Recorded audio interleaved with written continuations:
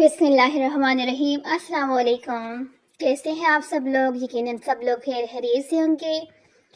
آج ہمارے پیر کامل کی 9ویں قسط اسٹار ہے، جو چلے شروع کرتے ہیں قسط نمبر 9 کو۔ وہ دو ہفتے بعد اس کی آواز بحال ہو گئی تھی، اگرچہ ابھی اس کی آواز بالکل بیٹھی ہوئی تھی، مگر وہ بولنے کے قابل ہو گیا تھا، اور ان 2 ہفتوں میں وہ روح کی دریافت میں مصروف رہا۔ وہ زندگی میں پہلی بار یہ کام کر رہا تھا، شاید زندگی میں پہلی بار اسے یہ احساس ہوا تھا کہ روح بھی کوئی وجود رکھتی ہے، اور اگر روح کے ساتھ کوئی مسئلہ ہو جائے تو زندگی میں پہلی بار خاموشی کے ایک لمبے فیز میں داخل ہوا تھا۔ بولنا نہیں، سننا نہیں، صرف سننا بھی بعض دفعہ بہت اہم ہوتا ہے، اس کا ادرک اس سے پہلی بار ہوا تھا۔ اسے زندگی میں کبھی رات سے خوف نہیں آیا تھا، اس واقعے کے بعد اسے رات سے بے تحاشا خوف آنے لگا تھا۔ وہ کمرے کی لائٹ آن کر کے سوتا تھا۔ اس نے پولیس کسٹڈی میں ان دونوں لڑکوں کو پہچان لیا تھا، مگر وہ پولیس کے ساتھ اس جگہ پر جانے کے لیے تیار نہیں ہوا تھا جہاں اس شام وہ اسے باندھ کر چھوڑ کے گئے تھے۔ وہ دوبارہ کسی ذہنی پر گندگی کا شکار نہیں ہونا چاہتا تھا۔ اس نے زندگی میں اس سے پہلے کبھی اتنی بے خوابی رات نہیں گزاری تھی، مگر اب ہو رہا تھا۔ وہ سلیپنگ پلیس لیے بغیر سونے میں کامیاب نہیں ہوتا تھا، اور بعض دفعہ جب وہ سلیپنگ پلیس نہیں لیتا تھا تو ساری رات جاگتے ہوئے گزار دیتا۔ اس نے نیو ہارن میں بھی ایسے ہی چند ہفتے گزارے تھے، اتنے ہی تکلیف دہ اور ذیتناک، مگر تب صرف الجھن اور اضطراب تھا، شاید کسی حد تک پچھتاوا۔ مگر اب وہ ایک تیسرا کیفیت سے گزر رہا تھا، خوف سے، اور اندازہ نہیں کر رہا تھا اس رات اسے کس چیز سے زیادہ خوف آیا تھا، موت سے، قبر سے، یا دوزخ سے۔ ماما نے کہا تھا ایگزسٹنس کے بعد پین ہوتی ہے، موت پین تھی، اس نے کہا تھا پین کے بعد نوتھنگ گیس ہوتی ہے، قبر نوتھنگ گیس تھی، اور ماما نے کہا تھا نوتھنگ گیس کے بعد ہل آ جاتی ہے، وہاں تک پہنچنا نہیں چاہتا تھا۔ وہ ایگزسٹی سے بچنا چاہتا تھا، وہ جو اس پین سے ہیل کا سفر کرنے پر مجبور کر دیتی تھی۔ اگر مجھے ان سب چیزوں کو پتہ نہیں تھا تو ماما کو کیسے پتہ تھا؟ وہ میری ہی عمر کی ہے، وہ میرے جیسے خاندان سے تعلق رکھتی ہے، پھر اس کے پاس ان سوالوں کے جواب کیسے آ گئے؟ وہ حیران ہوتے سوچنے لگا، ازاشین تو اس کے پاس بھی ویسی ہی تھی جیسے میرے پاس تھی، پھر اس میں اور مجھ میں کیا فرق تھا؟ وہ جس مکتبہ فکر سے تھی وہ کون ہوتے تھے، اور وہ کیوں اس مکتبہ فکر سے منسلک رہنا نہیں چاہتی تھی؟ اس نے پہلی بار اس بارے میں تفصیلی طور پر پڑھا تھا۔ اس کی الجھنوں میں اضافہ ہوا۔ ختم نبوت پر اختلافات کیا اتنا اہم ایشو تھا ہے کہ ایک لڑکی اس طرح سے اپنا گھر چھوڑ کر چلی جائے؟ میں نے اسچس سے اس لیے شادی نہیں کی کیونکہ وہ ختم نبوت پر یقین نہیں رکھتا۔ تم سمجھتے ہو میں تمہارے جیسے انسان کے ساتھ زندگی گزارنے پر تیار ہو جاؤں گی، ایک ایسے شخص کے ساتھ جو ختم نبوت پر یقین رکھتا ہے اور پھر بھی گناہ کرتے ہیں، جو ہر وہ کام کرتے ہیں جس سے میرے پیغمبر صلی اللہ علیہ وآلہ وسلم نے منع فرمایا ہے؟ اگر میں حضرت محمد صلی اللہ علیہ وآلہ وسلم پر یقین نہ رکھنے والے سے شادی نہیں کروں گی تو میں آپ صلی اللہ علیہ وآلہ وسلم کی نافرمانی کرنے والے کے ساتھ بھی زندگی نہیں گزاروں گی۔ اس سے امامہ ہاشم کا ہر لفظ یاد تھا، وہ مفہوم پر پہلی بار غور کر رہا تھا۔ تم یہ بات نہیں سمجھو گے، اس نے بہت بار سلار سے جملہ کہا تھا، اتنی بار کہ وہ اس جملے سے چڑھنے لگا تھا۔ آخر وہ یہ بات کہہ کر اس پر کیا جتانا چاہتی تھی؟ یہ کہ وہ کوئی بہت بڑی اسکالر یا پارسا تھی، اور وہ اس سے کمتر؟ اب وہ سوچ رہا تھا وہ بالکل ٹھیک کہتی تھی، واقعی تب کچھ بھی سمجھنے کے قابل نہیں تھا۔ کچرے میں رہنے والا کیڑا یہ کیسے جان سکتا ہے کہ وہ کسی گندگی میں رہتا ہے؟ اسے اپنی پہچان دوسری گندگی میں لپٹے اور گندگی میں رہتے ہوئے نظر آتے ہیں، اور تب بھی گندگی میں ہی رہا تھا۔ مجھے تمہاری آنکھوں سے تمہارے کھلے گربان سے گن آتی ہے۔ اسی پہلی بار اب ان دونوں چیزیں سے گن آئی۔ آئینے کے سامنے رکھے ہوئے یہ جملہ کسی بوس ورڈ کی طرح کہیں ماں تک اسی کانوں میں گونجتا رہا، اور ہر بار اس ذہن سے جھٹکتا، کچھ مشتعل ہو جاتا، اپنے کام میں مصروف ہو جاتا۔ مگر اب پہلی بار اس نے محسوس کیا تھا کہ اسے خود میں بھی اپنے آپ سے گن آنے لگی تھی۔ وہ اپنی گربان بند رکھنے لگا تھا، اپنی آنکھوں کو جھکانے لگا تھا، وہ آئینے میں بھی خود اپنی آنکھوں میں دیکھنے سے کترانے لگا تھا۔ اس نے کبھی کسی سے یہ نہیں سنا تھا کہ کسی کو اس کی آنکھیں اس کی نظر سے گن آتی ہے، خاص طور پر کسی لڑکی کو۔ یہ اس کی آنکھیں نہیں، ان آنکھوں میں جھانکنے والا کا تاثر تھا جس سے امامہ ہاشم کو گن آئی تھی، اور امامہ ہاشم سے پہلے کسی لڑکی نے اس تاثر کو شناخت نہیں کیا تھا۔ وہ آنکھوں میں ڈال کر بات کرنے والی لڑکیوں کی کمپنی میں رہتا تھا، اور وہ ایسی ہی لڑکی کو پسند کرتا تھا۔ امامہ ہاشم نے کبھی اس کی آنکھوں میں آنکھیں ڈال کر بات نہیں کی تھی، اور اس کے چہرے کو دیکھتی اور اسے اپنی طرف دیکھتا پا کر نظریں ہٹا لیتی، یہ کسی اور چیز کو دیکھنے لگتی۔ سلار کو خوش فہمی تھی کہ وہ اس سے نظریں اس لیے چرا رہی تھی کیونکہ اس کی آنکھیں بہت پرکشش ہیں، اسے پہلی بار اس کی مجھ سے فون پر یہ بات سن کر شوق لگا تھا کہ اسے اس کی آنکھوں سے گن آتی ہے۔ آنکھیں روح کی کھڑکیاں ہوتی ہیں، اس نے کہیں پڑھا تھا، تو کیا میری آنکھیں میری اندر چھپی گندگی کو دکھانا شروع ہو گئی ہیں؟ اسے تعجب نہیں ہوا، ایسا ہی تھا، مگر اس گندگی کو دیکھنے کے لیے سامنے والے کا پاک ہونا ضروری تھا، اور امامہ ہاشم پاک تھی۔ آپ اب مجھے کچھ بھی نہ سمجھائیں، آپ کو اب مجھ سے کوئی شکایت نہیں ہوگی، سلار نے سکندر سے آنکھیں ملائے بغیر کہا۔ وہ دوبارہ ویلا جا رہا تھا اور جانے سے پہلے سکندر نے ہمیشہ کی طرح سے سمجھانے کی کوشش کی، وہی پرانی نصیحتیں، کسی موم سی آس اور امید نے ایک بار پھر اس کی کانوں میں ٹھونسنے کی کوشش کی تھی، مگر اس بار اس کی بات شروع کرتے ہی سلار نے شاید زندگی میں پہلی دفعہ یقین دلائی کرائی تھی، اور زندگی میں پہلی بار سکندر عثمان کو اس کے الفاظ پر یقین آیا تھا۔ وہ اس حادثے کے بعد میں اس میں آنے والی تبدیلیوں کو واضح طور پر دیکھ رہے تھے، وہ پہلا والا سلار نہیں رہا تھا، اس کی زندگی ہی تبدیل ہو چکی تھی، اس کا حلیہ، اس کا انداز، سب کچھ اس کے اندر کے شعلے کو جیسے کسی نے پھونک مار کر بجھا دیا تھا۔ صحیح ہوا تھا یکال، یہ تبدیلیاں اچھی تھی یا بری؟ خود سکندر عثمان بھی اس پر کوئی رائے دینے کے قابل نہیں ہوئے تھے، مگر انہیں یہ ضرور معلوم ہو گیا تھا کہ اس میں کوئی بہت بڑی تبدیلی آئی تھی۔ انہیں یہ اندازہ نہیں ہوا تھا کہ اس نے زندگی میں پہلی بار چوٹ کھائی تھی، اور زندگی میں پہلی بار پڑنے والی چوٹ بڑے بڑوں کو رلا دیتی ہو، اور وہ تو پھر 21-22 سال کا لڑکا تھا۔ زندگی میں بعض دفعہ ہمیں پتہ نہیں چلتا کہ ہم تاریکی سے باہر آئے ہیں یا تاریکی میں داخل ہوئے ہیں، اندھیرے میں سمت کا پتہ نہیں چلتا، مگر آسمان اور زمین کا پتہ ضرور چل جاتا ہے، بلکہ ہر حال میں چلتا ہے۔ سر اٹھانے پر آسمان ہی ہوتا ہے، سر جھکانے پر زمین ہی ہوتی ہے۔ دکھائی نہ دے، مگر زندگی میں سفر کرنے کے لیے صرف 4 سمتوں ہی کی ضرورت پڑتی ہے، دائیں بائیں آگے پیچھے۔ 5ویں سمت پیروں کے نیچے ہوتی ہے، اور وہیں زمین نہ ہو تو پتال آ جاتے ہیں، پتال میں پہنچنے کے بعد کسی سمت کی ضرورت نہیں رہتی۔ 6ٹھی سمت سر سے اوپر ہوتی ہے، وہاں جایا ہی نہیں جا سکتا، وہاں اللہ ہوتا ہے، آنکھوں سے نظر نہ آنے والا، مگر دل کی ہر دھڑکن، خون کی ہر گردش، ہر آنے جانے والی سانس، حلق سے اترنے والا ہر نوالے کے ساتھ محسوس ہونے والا، وہ فوٹوگرافک میموری والا 150 آئی کیو لیول والا، اسے اب عذاب لگ رہا تھا۔ وہ سب کچھ بھولنا چاہتا تھا، وہ سب جو کرتا رہا، وہ سب بھی بلانے کے قابل نہیں تھا، کوئی اس سے اس کی تکلیف کا پوچھتا۔ نیو ہارن واپس آنے کے بعد اس نے زندگی کے ایک نئے سرے سے شروع کی۔ اس رات اس جنگل کے ہولناک اندھیرے اور تنہائی میں اس درخت کے ساتھ بندھے بلکتے ہوئے کہ یہ تمام وعدے سے یاد تھے۔ وہ سب سے بالکل الگ تھلگ رہنے لگا، معمولی سے رابطے اور تعلق کے بھی بغیر۔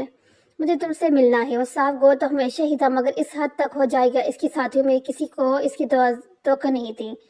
چند ہفتے اس کے بارے میں اس کا گروپ 6 مکھوں کرتا رہا، پھر 6 مکھویاں اعتراضات اور تبصرے میں تبدیل ہو گئی، اس کے بعد ظفری جملوں اور ناپسندگی میں، پھر سب اپنی اپنی زندگی میں مصروف ہو گئے۔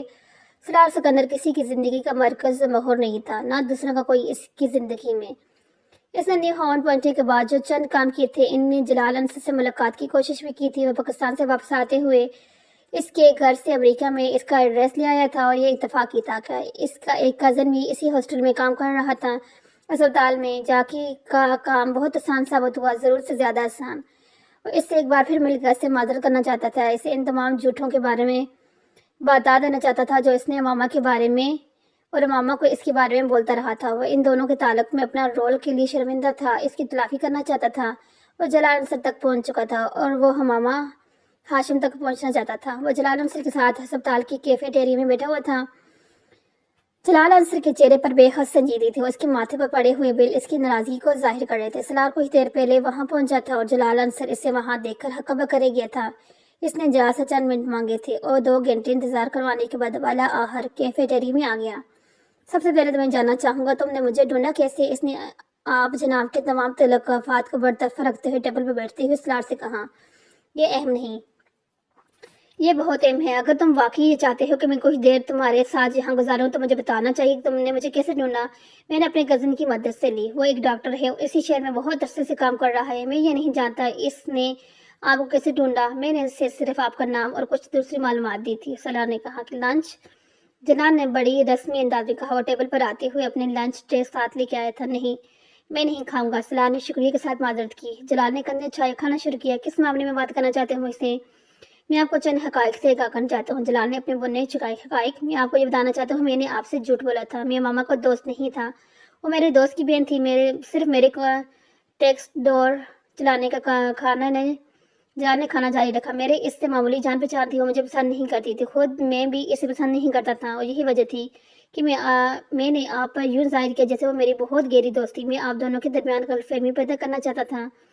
चुराग संजीदगी से इसकी बात सुनते हुए खाना खाता रहा। इसके बाद जब मामा के घर से निकल के आपके पास आना चाहती थी तो मैंने इससे झूठ बोला आपकी शादी के बारे में। इस बार जलाल खाना खाते खाते रुक गया। मैंने इससे कहा कि आप शादी कर चुके हैं और आपके पास इसलिए नहीं आई थी। मुझे बाद में एहसास हुआ कि मैंने बहुत नामुनासिब हरकत की है, मगर इस वक्त तक देर हो चुकी थी। मामा से मेरा कोई राब्ता नहीं था, मगर ये इत्तेफाक है कि आपसे मेरा राब्ता हो गया। मैं आपसे एक्सक्यूज करना चाहता हूँ। मैं तुम्हारी माजरत कबूल करता हूँ, मगर मैं नहीं समझता कि तुम्हारी वजह से मेरे और मामा के दरमियान कोई गलतफहमी पैदा हुई है। मैं पहले ही इससे शादी न करने का फैसला कर चुका था। जलाल ने बड़ी सागोई से कहा। वो आपसे बहुत मोहब्बत करती थी। सलाह ने धीमी आवाज में कहा, हाँ मैं जानता हूँ, मगर शादी वगैरह में सिर्फ मोहब्बत तो नहीं देखी जाती, वो भी बहुत कुछ देखा जाता है। जलाल बहुत हकीकत पसंद अंदाज में कह रहा था। जलाल, क्या यह मुमकिन नहीं कि आप इससे शादी कर लें? पहली बात यह कि मेरा इसके साथ कोई राब्ता नहीं, और दूसरी बात यह कि मेरा इसके साथ राब्ता होता भी तब भी मैं इसके साथ शादी नहीं कर सकता था। आपको इसके सहारे की जरूरत इसको आपके सहारे की जरूरत है। सलाह ने कहा, मैं नहीं समझता कि इसे मेरे सहारे की जरूरत है।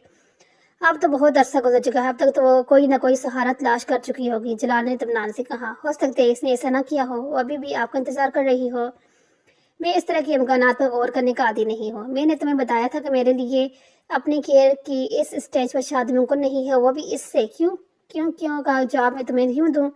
तुम्हारे सारे मामले से कोई ताल्लुक नहीं है। मैं इससे क्यों शादी नहीं करना चाहता मैं तभी से बता चुका था, और इतने अरसे के बाद तुम दोबारा आकर वही पेंडोरा बॉक्स खोलने की कोशिश कर रहे हो। जलाल ने कदर नाराजगी दिखा। मैं सिर्फ इस नुकसान की तलाफी करना कोशिश कर रहा हूँ जो मेरी वजह से आप दोनों क्या हुआ। सलाह ने नरमी से कहा, मेरा कोई नुकसान नहीं हुआ और मामा का भी नहीं होगा। तुम जरूर से ज्यादा हसास हो रहे हो। जलाल ने सलाद के चंद टुकड़े मुंह में डालते हुए इत्मीनान से कहा। सलाल इसे देखता रहा। वो नहीं समझ पा रहा था कि वो इसे अपनी बात कैसे समझाए। मैं इसको ढूंढने में आपकी मदद कर सकता हूँ, इसने कुछ देर बाद कहा, मगर मैं इसे ढूंढना नहीं चाहता। शादी मुझे इससे नहीं करनी, फिर ढूंढने का फायदा? सलाह ने एक सांस लिया। आप जानते हैं इसने किस लिए घर छोड़ा था? मेरे लिए बहरहाल नहीं छोड़ा। जलाल ने बात काटी। आपके लिए नहीं छोड़ा, मगर जिन वजूहात की बिना पर छोड़ा था। क्या एक मुसलमान के तौर पर आपको इसकी मदद नहीं करनी चाहिए थी, जबकि आप भी जानते हैं कि वो लड़की आपसे बहुत मोहब्बत करती है, आपसे बहुत इंस्पायरेड है। मैं दुनिया की कोई वाहिद मुसलमान नहीं हूँ। मैं दुनिया कोई वाहिद मुसलमान नहीं हूँ, और ना ही मुझ पर यह फर्ज कर दिया गया था कि मैं इसकी मदद जरूर करूँ। मेरी एक ही जिंदगी, और मैं इसे किसी दूसरी की वजह से तो खराब तो नहीं कर सकता। और फिर तुम भी तो मुसलमान हो, तुमने क्यों नहीं की शादी करते इससे? मैंने तो तब भी तुमसे कहा था कि तुम इसे शादी कर लो। तुम वैसे भी इसके लिए नरम गोशे रखते हो। जलाल अंसर ने कदर चुपते हुए अंदाज में कहा। सलार से खामोश देखता रहा। वो इसे पता नहीं सकता था कि वो इससे शादी कर चुका है। शादी वो मुझे पसंद नहीं करती, इसने कहा। मैं इस सिलसिले में इसे समझा सकता हूँ, तो मेरे इससे रब्ता करवा दो तो मैं इसे तुमसे शादी पर तैयार कर लूंगा। अच्छे आदमी हो तुम, और खानदान वगैरह भी ठीक ही होगा तुम्हारा। कार तो 1.5 साल पहले भी तुम्हारी बड़ी शानदार रखी हुई थी तुमने। इसका मतलब हर रुपये वगैरह होगा तुम्हारे पास। वैसे यहाँ किस लिए हो? MBA कर रहा हूँ। फिर तो कोई मसला ही नहीं, जॉब तुम्हें मिल जाएगी, रुपये वैसे भी तुम्हारे पास है। लड़कियों को और क्या चाहिए? मामा तो वैसे भी तुम्हें जानती है। जलाल ने चुटकी बजाते मसला हिल किया। सारा मसला तो इसी जानने ने ही पैदा किया है, वो मुझे जरूर से ज्यादा जानती है। सलाह ने जलाल को देखते हुए कहा। सोचा वो आपसे मोहब्बत करती है। सलाह ने जैसे से याद लाया। अब इसमें मेरा तो कोई कसूर नहीं, लड़कियां कुछ ज्यादा जज्बाती होती हैं इस मामले में। जलाल ने कदर बाजारियत से कहा, ये वन साइड लो अफेयर तो नहीं होगा ना? आप किसी न किसी हद तक इसमें इन्वॉल्व तो जरूर हुए होंगे। सलाह ने कदर संजीदगी कहा, हाँ थोड़ा बहुत इन्वॉल्व था, मगर वक्त और हालात के साथ तरजीहात भी बदल जाती रहती हैं इंसान की। अगर आपको वक्त और हालात के साथ अपनी तरजीहात बदलनी थी तो आपको इसके बारे में मामा को इन्वॉल्व होते हुए ही बता देना चाहिए था। कम अज कम इससे यह तो होता कि आपसे मदद की तवक्को रखती ही ना। पर आप इस कदर ना रखती, आप पर इस कदर इंसार करती। मैं उम्मीद करता हूँ आप ये तो नहीं कहेंगे कि आपने इससे शादी के हवाले से कभी कोई बात या वादा किया ही नहीं था। जलाल कुछ कहने के बजाय खशमीन नजरों से दे देता। तुम मुझे क्या जताने वाली बताने की कोशिश कर रहे हो? इसने चंद लम्हों की बात अखड़े हुए ना बका। इसने जब मुझसे पहली बार रब्ता किया था तो आपका फ़ोन नंबर एड्रेस देकर इसने मुझसे कहा था कि मैं आपसे पूछूं कि आपने अपने पेरेंट्स से शादी की बात की है, कर ली है। मैंने इसे अपना फ़ोन दे दिया था कि वो आपसे खुद बात पूछे। यकीनन इस्लामाबाद आने से पहले آپ نے اسے یہ کہا ہوگا کہ آپ اس سے شادی کے لیے اپنے پیرنٹس سے بات کریں گے. آپ نے یقیناً پہلی محبت وغیرہ کے اظہار کے بعد اسے پرپوز کیا ہوگا. جلال نے کچھ برہمی سے اس کی بات کاٹی. میں اسے پرپوز نہیں کیا تھا, اس نے مجھے پرپوز کیا تھا. مان لیتے ہیں اس نے پرپوز کیا. آپ نے کیا کیا؟ انکار کر دیا. وہ چیلنج کرنے والے انداز میں پوچھا. انکار نہیں کیا ہوگا. اسرار عجیب انداز میں مسکرایا. اس نے مجھے بتایا کہا تھا کہ آپ نعت بڑی اچھی پڑھتے ہیں. وہ آپ کو حضرت محمد صلی اللہ علیہ وآلہ وسلم سے بھی بہت محبت ہے. آپ کو بھی بتایا ہوگا اس نے کہ وہ آپ سے محبت کیوں کرتی ہے. مگر آپ سے مل کر اور آپ کو جان کر مجھے بہت مایوسی ہوئی. آپ نعت بہت اچھی پڑھتے ہیں, مگر جہاں تک حضرت محمد صلی اللہ علیہ وآلہ وسلم سے محبت کا تعلق ہے, میں نہیں سمجھتا وہ آپ کو ہے. میں خود کوئی بہت اچھا آدمی نہیں ہوں اور محبت کے بارے میں زیادہ بات نہیں کر سکتا, خاص طور پر اللہ اور حضرت محمد صلی اللہ علیہ وآلہ وسلم سے محبت کے بارے میں. مگر اتنا میں ضرور جانتا ہوں کہ جو شخص اللہ یا اس کے نبی پیغمبر صلی اللہ علیہ وآلہ وسلم سے محبت کا دعویٰ کرتا ہے یا لوگوں کو یہ امپریشن دیتا پھرتا ہے کہ وہ مدد کے لیے پھیلے ہوئے ہاتھوں کو نہیں جھٹک سکتا, نہ ہی وہ کسی کو دھوکہ اور فریب دے سکتا ہے. سلار اٹھ کر کھڑا ہو گیا. اور میں آپ سے ریکویسٹ کر رہا ہوں اس کی مدد کے لیے. ہو سکتا ہے اس نے بھی 1.5 سال پہلے کی ہوگی. پھر بھی اگر آپ کا انکار منصر میں ہے تو میں یا کوئی آپ کو مجبور نہیں کر سکتا. مگر آپ سے مل کر اور آپ سے بات کر کے مجھے بہت مایوسی ہوئی. اس نے الوداعی مسافہ کے لیے جلال کی طرف ہاتھ اڑایا. جلال نے اپنا ہاتھ نہیں بڑھایا. وہ نفرت بھرے انداز میں ماتھے پر بلیے سے دیکھتا رہا. خدا حافظ. سلار نے اپنا ہاتھ پیچھے کر لیا. جلال اسی حالت میں سے دیکھتا رہا اور پھر اس نے خود کلامی کی. It's silly and I don't world out there. وہ دوبارہ لنچ کی طرف ٹرے کی طرف متوجہ ہو گیا. اس کا موڈ بے حد آف ہو رہا تھا.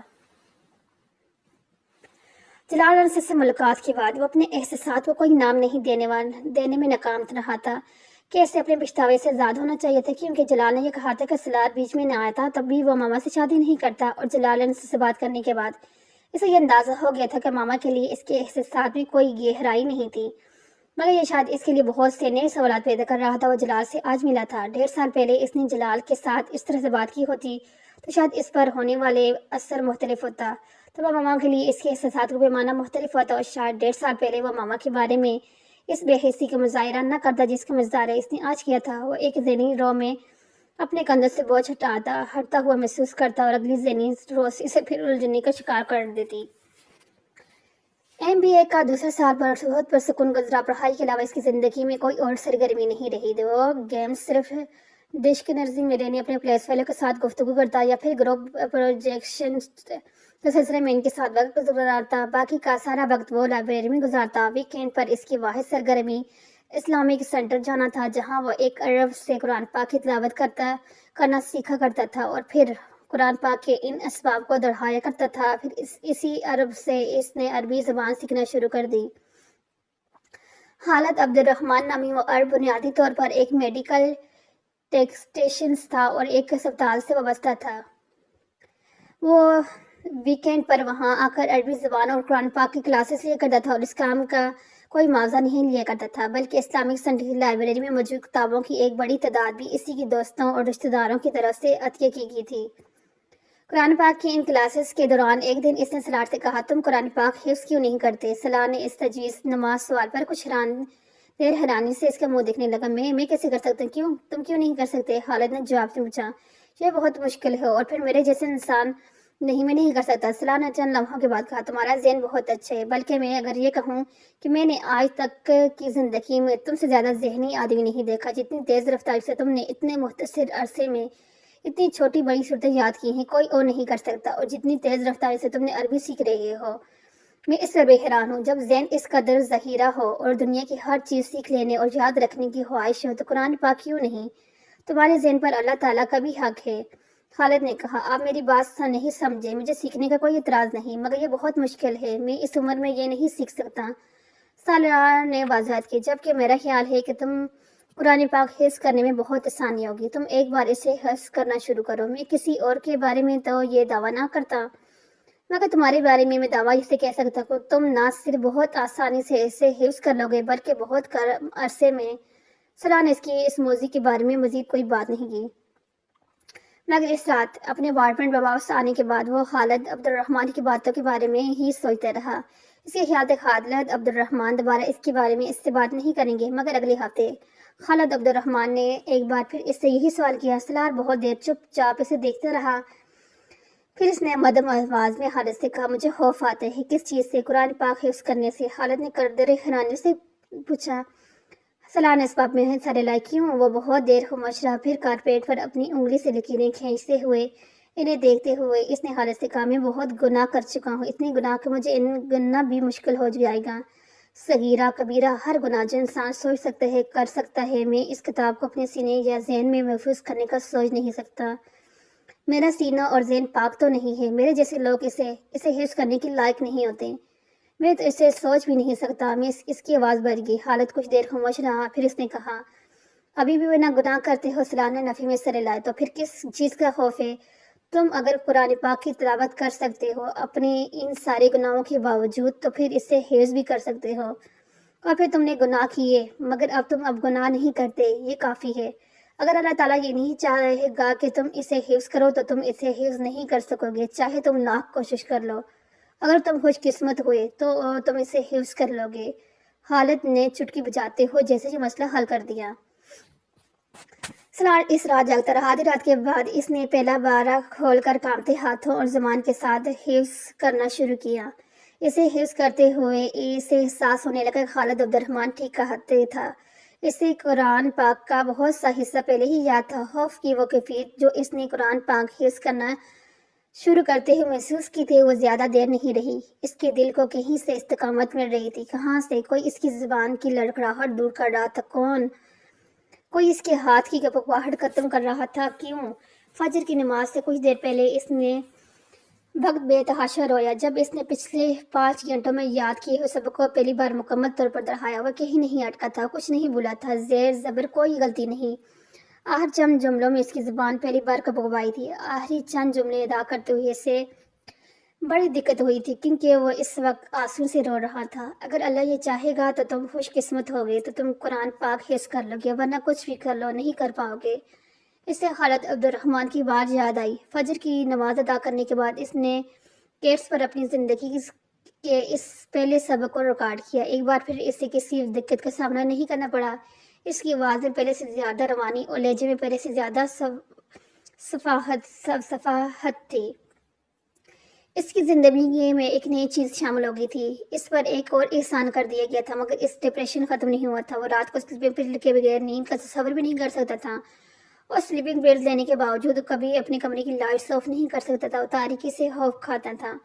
یہ پھر عبد الرحمن ہی تھا جس نے ایک دن اس سے کہا کہ وہ اسے قرآن پاک کا سبق زبانی سنا رہا تھا، اور اسے سانس روکتا خالد عبد الرحمن مسلسل اس کے چہرے پر نظریں جمائے ہوئے تھے۔ جب اس نے اپنا سبق ختم کیا اور پانی کے گلاس اٹھا کر اپنے ہونٹوں سے لگایا تو اس نے خالد کو سنا، میں نے کل رات میں خواب میں حج کرتے دیکھا ہے۔ سلار منہ میں لیے جانے والا پانی ہلکے سے اتار نہیں سکا۔ گلاس نیچے رکھتے ہوئے خالد نے اسے دیکھا۔ اس سال تمہارا MBA ہو جائے گا، اگلے سال تم حج کر لو۔ خالد کا لہجہ بہت رسمی تھا۔ سلار نے منہ میں موجود پانی غیر محسوس انداز میں ہلکے سے نیچے اتار لیا۔ وہ اس دن اس سے کوئی سوال جواب نہیں کر سکا، اس کے پاس کوئی سوال تھا ہی نہیں۔ MBA کے فائنل سیمسٹر سے 2 ہفتے پہلے اس نے قرآن پاک پہلی بار حفظ کر لیا۔ فائنل سیمسٹر کے 4 ہفتے کے بعد 23 سال کی عمر میں اس نے اپنی زندگی کا پہلا حج کیا تھا۔ وہاں جاتے ہوئے وہاں سے آتے ہوئے اس کے دل و دماغ میں کچھ بھی نہیں تھا، کوئی تکبر، کوئی تفریح، کوئی رشک، کچھ بھی نہیں تھا۔ اس کے ساتھ پاکستانی کیمپ میں ساتھ جانے والے شاید وہ لوگ ہوں گے جو خوش قسمت ہوں گے، انہیں ان کی نیکیوں کے حوض وہاں بلایا گیا تھا۔ وہ قرآن پاک حفظ نہ کر رہا ہوتا تو حج کرنے کا سوچتا بھی نہیں۔ جو شخص حرم شریف سے دور اللہ کا سامنا کرنے کی ہمت نہ رکھتا ہو، اسے یہ توقع رکھنے کہ وہ کعبہ کے سامنے پہنچ کر اللہ کا سامنا کر لے گا، وہ ہر جگہ جانے کو تیار ہو جاتا مگر خانہ کعبہ جانے کی جرات نہیں کر سکتا تھا۔ مگر عبد الرحمن کے ایک بار کہنے پر اس نے جیسے گھٹنے ٹیکتے ہوئے حج پر جانے کے لیے پیپرز جمع کروا دیے۔ لوگوں کو حج پر جانے کا موقع تب ملتا تھا جب ان کے پاس گناہ نہیں ہوتے تھے، نیکیوں کا یہ بار ہوتا تھا۔ سلار سکندر کو یہ موقع تب ملا جب اس کے پاس گناہوں کے علاوہ بھی کچھ بھی نہیں تھا۔ ہاں ٹھیک ہے، اگر میں گناہ کرنے سے خوف نہیں کھاتا رہا تو پھر اب مجھے اللہ کے سامنے جانے اور معذرت کرنے سے بھی خوف نہیں کھانا چاہیے۔ صرف یہی ہے نا کہ میں تو وہاں سر نہیں اٹھا سکوں گا، نظریں اوپر نہیں کر سکوں گا، منہ سے معافی کے علاوہ کوئی اور لفظ نہیں نکال سکوں گا۔ ٹھیک ہے، مجھے یہ سزا ملنی چاہیے، میں تو اس سے زیادہ شرمندگی اور بے عزتی کا مستحق ہوں۔ ہر بار حج پر کوئی نہ کوئی شخص ایسا آتا ہوگا جس کے پاس گناہوں کے علاوہ اور کچھ ہوگا ہی نہیں۔ اس بار وہ شخص میں ہی صحیح، سالار سکندر ہی صحیح، اس نے سوچا تھا۔ گناہوں کا بوجھ کیا ہوتا ہے اور آدمی اپنے گناہوں کے بوجھ کو کس طرح قیامت کے دن اپنی پشت سے اتار پھینکنا چاہے گا، کسی طرح اس سے دور بھاگنا چاہے گا، کس طرح اسے دوسرے کے کندھے پر ڈالنا چاہے گا، یہ اس کی سمجھ میں حرم شریف میں پہنچ کر ہی آیا تھا۔ وہاں کھڑے ہو کر وہ اپنے پاس موجود اور آنے والے ساری زندگی کی دولت کے عوض بھی کسی گناہ کو وہ گناہ بیچنا چاہتا تو کوئی یہ تجارت نہ کرتا۔ کاش آدمی کسی مال کے عوض اپنے گناہ بیچ سکتا، کسی اجرت کے طور پر دوسروں کی نیکیاں مانگنے کا حق رکھتا۔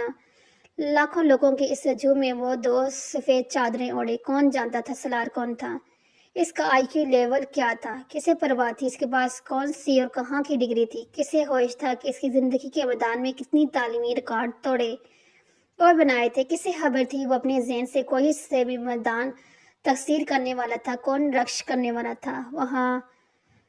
وہ وہاں اس ہجوم میں ٹھوکر کھا کر گرتا، بگدری میں روندا جاتا۔ اس کے اوپر سے گزرنے والی خلقت میں سے کوئی بھی یہ نہیں سوچتا کہ انہوں نے کیسے دماغ کو کھو دیا، کیسے آئی کیو لیول کے نایاب آدمی کو کس طرح سے ختم کر دیا۔ اسے دنیا میں اپنی اوقات، اپنی اہمیت کا پتہ چل گیا تھا۔ اگرچہ کچھ مغاتا رہ جا بھی گیا تھا تو اب ختم ہو گیا تھا، اگر کچھ شبہ باقی تھا تو اب وہ دور ہو گیا تھا۔ فخر، تکبر، رشک، انا، خود پسندی، خود ستائشی کے ہر بچے ہوئے ٹکڑے کو نچوڑ کر اس کے اندر سے پھینک دیا تھا اور انہی آسائشوں کو دور کرانے کے لیے وہاں آیا تھا۔ MBA میں اس کی شاندار کامیابی کسی کے لیے بھی حیران کن نہیں تھی۔ اس کے ڈپارٹمنٹ میں ہر ایک کو پہلے سے ہی اس کا اندازہ تھا۔ اس کے اور اس کی کلاس فیلو کے پروجیکٹس اور اسائنمنٹ میں اتنا فرق ہوتا تھا کہ اس کے پروفیسر کو یہ ماننے میں کوئی آر نہیں تھا وہ مقابلے کی اس دوڑ میں 10 گز آگے دوڑ رہا تھا، اور MBA کے دوسرے سال میں اس نے فاصلے کو اور بڑھا دیا تھا۔ اس نے انٹرنشپ اقوام متحدہ کی ایک ایجنسی میں کی تھی اور اس کا MBA مکمل ہونے سے پہلے ہی اس ایجنسی کے علاوہ اس کے پاس 7 مختلف ملٹی نیشنل کمپنیز کی طرف سے آفرز موجود تھیں۔ تم اب آگے کیا کرنا چاہتے ہو؟ اس کے رزلٹ کے متعلق جاننے کے بعد سکندر عثمان نے اپنے پاس بلا کر پوچھا۔ میں واپس امریکہ جا رہا ہوں۔ میں یونائٹڈ نیشنز کے ساتھ ہی کام کرنا چاہتا ہوں، لیکن میں چاہتا ہوں کہ تم اپنا بزنس شروع کرو، میرے بزنس میں شامل ہو جاؤ۔ سکندر عثمان نے اس سے کہا، پاپا میں بزنس نہیں کر سکتا، بزنس والا ٹیمپرمنٹ نہیں میرا، میں جاب کرنا چاہتا ہوں، میں پاکستان میں رہنا بھی نہیں چاہتا۔ سکندر عثمان حیران ہوئے، تم نے پہلے کبھی ذکر نہیں کیا کہ تم پاکستان میں رہنا نہیں چاہتے، تم مستقل طور پر امریکہ میں اسٹیل ہونا چاہتے ہو۔ پہلے میں نے امریکہ میں اسٹیل ہونے کے بارے میں نہیں سوچا تھا، لیکن اب میں وہاں رہنا چاہتا ہوں۔ کیوں؟ وہ ان سے یہ کہنا نہیں چاہتا کہ پاکستان میں اس کا ڈپریشن بڑھ جاتا ہے۔ وہ مسلسل امامہ کے بارے میں سوچتے رہتے ہیں، وہاں ہر چیز اسے امامہ کی یاد دلاتی ہے، اس کی پچھتاوا ہے، اس کے احساس جرم میں اضافہ ہو جاتا ہے۔ میں یہاں ایڈجسٹ نہیں ہو سکتا۔ سکندر عثمان کچھ دیر اسے دیکھتے رہے، حالانکہ میرا خیال ہے تم ایڈجسٹ ہو سکتے ہو۔ سالار جانتا تھا ان کا اشارہ کس طرف تھا، مگر وہ خاموش رہا۔ جاب کرنا چاہتے ہو؟ ٹھیک ہے، چند سال جاب کر لو، لیکن اس کے بعد آ کر میرے بزنس کو دیکھو۔ یہ سب کچھ میں تم لوگوں کے لیے ہی اسٹیبلش کر رہا ہوں، دوسروں کے لیے نہیں۔ وہ کچھ دیر اسے سمجھاتے رہے، سالار خاموشی سے ان کی باتیں سنتا رہا۔ ایک ہفتے بعد وہ دوبارہ امریکہ آ گیا۔ اس کے چند ہفتے کے بعد اس نے یونیسیف میں سے جاب شروع کر دی۔ وہ نیو ہم سے نیو یارک چلا گیا، یہ ایک نئی زندگی کا آغاز تھا۔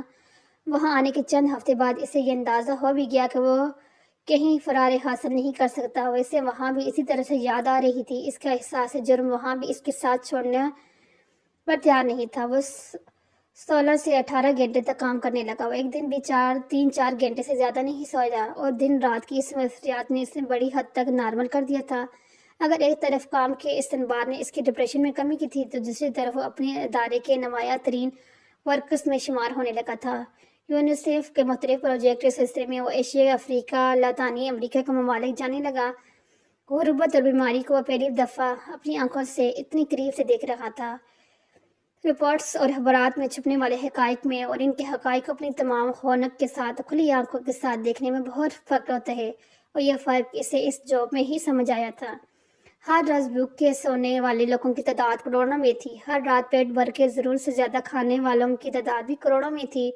صرف 3 وقت کھانا، سر پر چھت اور جسم پر لباس بھی کتنی بڑی نعمتیں تھیں، اسے تب بھی سمجھ آیا۔ وہ یونیسیف کی ٹیم کے ساتھ 4 ٹریڈ طیاروں میں سفر کرتے ہوئے اسے زندگی کے بارے میں سوچتا۔ اس نے زندگی میں اسے کون سا کارنامہ انجام دیا تھا کہ اسے وہ پراسائی زندگی دی گئی تھی جو وہ گزار رہا تھا، اور ان لوگوں سے کیا گناہ ہوا تھا کہ وہ زندگی کی تمام بنیادی ضرورتوں سے محروم، صرف زندہ رہنے کی خواہش میں خوراک کے ان پیکٹس کے پیچھے بھاگتے پھر رہے تھے۔ وہ ساری رات جاگ کر اپنے ادارے میں کے لیے ممکنہ اسکیم اور پلان بناتا رہتا، کہاں خوراک کی ڈسٹریبیوشن کیسے ہونی ہے، کیا بہتری لائی جا سکتی ہے، کہاں مزید امداد کی ضرورت ہے، کن علاقوں میں کس طرح کے پروجیکٹ درکار تھے، اور بعض دفعہ 48 گھنٹے بغیر سوئے کام کرتا رہتا۔ اس کے بنائے ہوئے پرپوزلز اور رپورٹس تنقیدی لحاظ سے اتنے مرتب ہوتے کہ ان میں کوئی خامی ڈھونڈنا نہ کسی کے لیے ممکن نہیں رہتا تھا۔ وہ اس کی یہ خصوصیات اس کی ساکھ اور نام کو اور بھی مستحکم کرتی جا رہی تھی۔ اگر مجھے اللہ نے دوسروں سے بہتر ذہن اور صلاحیتیں دی ہیں تو مجھے ان صلاحیتوں کو دوسروں کے لیے استعمال کرنا چاہیے، اس طرح استعمال کرنا چاہیے کہ میں دوسروں کی زندگی میں زیادہ سے زیادہ آسانی لا سکوں، دوسروں کی زندگی کو بہتر کر سکوں۔ کام کرتے ہوئے اس کے علاوہ اور کچھ نہیں سوچتا تھا۔ یونیسیف کے کام کے لیے کرنے کے دوران ہی اسے نے ایم فل کرنے کا سوچا، اور پھر اس نے ایم فل میں ایڈمیشن لے لیا۔ ایوننگ کلاسنگ کو جوائن کرتے ہوئے اس سے قطع کسی قسم کا کوئی شبہ نہیں تھا کہ وہ اپنے آپ کو ایک بار پھر ضرورت سے زیادہ مصروف کر رہا تھا، مگر اس کے پاس اس کے علاوہ کوئی اور راستہ نہیں تھا۔ کام اس کا جنون بن چکا تھا، اور پھر اس سے بھی 2 قدم آگے بڑھ کر ایک مشن۔ فرقان سے سلار کی پہلی ملاقات امریکہ سے پاکستان آتے ہوئے فلائٹ کے دوران ہوئی تھی۔ وہ اس کی ساتھ والی سیٹ پر بیٹھا ہوا تھا۔ وہ امریکہ میں ڈاکٹرز کی کسی کانفرنس میں شرکت کرنے کے لیے واپس آ رہا تھا، جبکہ سلار سکندر اپنی بہن انیتا کی شادی میں شرکت کے لیے پاکستان آنا تھا۔ اس لمبی فلائٹ کے دوران دونوں کے درمیان ابتدائی تعارف کے بعد گفتگو کا سلسلہ تھما تھا نہیں۔ فرقان عمر میں سلار سے کافی بڑا تھا، 35 سال کا تھا۔